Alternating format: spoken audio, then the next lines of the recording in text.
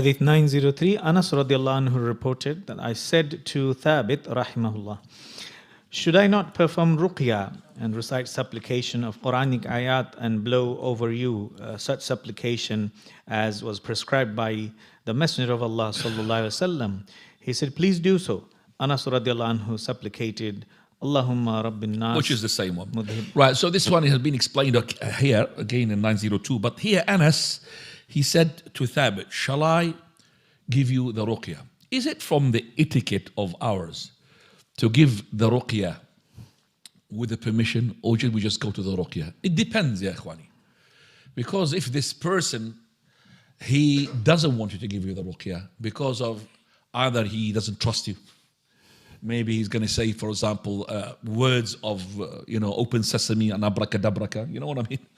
And he's scared of you.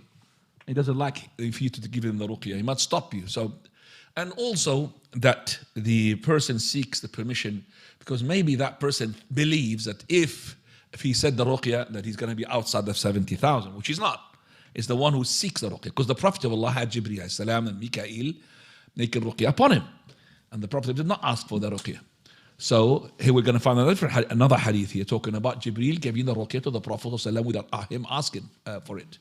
So you give the ruqyah, and also it looks like that Anas, because Thabit is like he's a student of Anas. Anas wants to teach the Thabit. He said, I'm not going to give you any ruqyah. I'm going to give you the ruqyah of the what? Of the messenger. He said, Ala urqika bi ruqyati Rasulillah. Shall I give you the ruqyah of the? That means I've heard it from the Prophet.